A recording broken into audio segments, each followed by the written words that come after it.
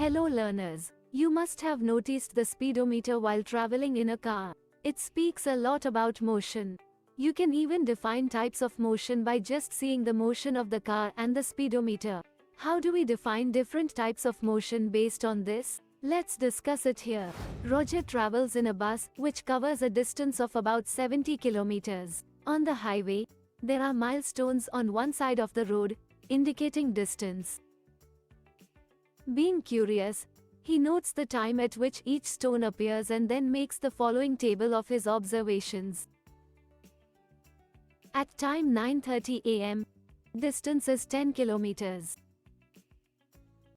At time 9:45 am, distance is 20 kilometers. At time 10 am, distance is 30 kilometers. At time 10:15 am, distance is 40 kilometers. At time 10:30 am, distance is 50 kilometers. At time 10:45 am, distance is 60 kilometers. At time 11 am, distance is 70 kilometers. Using this table, can you find the distance traveled by the bus between 9:30 am and 9:45 am? 9:45 am and 10 am, 10 am and 10:15 am. You will find that during the equal time intervals of 15 minutes, the bus moves equal distance of 10 kilometers.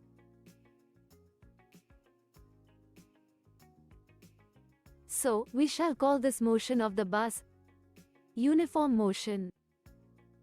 When an object travels equal distances in equal intervals of time, we say, it moves with uniform speed.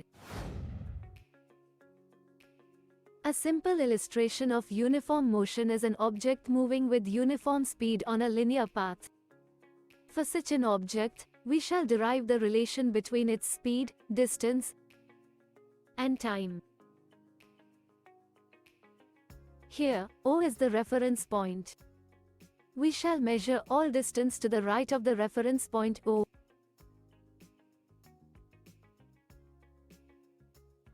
Initially, the object is at xi.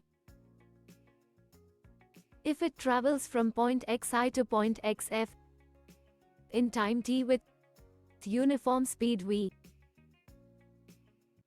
then v is equal to distance traveled by time taken. Therefore, v is equal to xf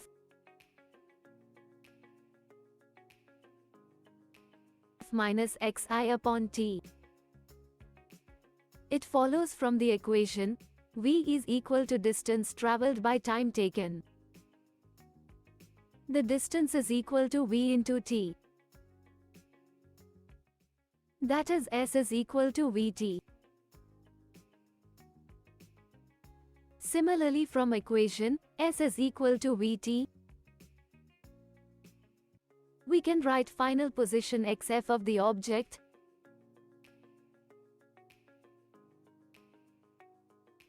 xf is equal to xi plus vt. Let us have a quick recap of what we learned. When an object travels equal distances in equal intervals of time, we say, it moves with uniform speed.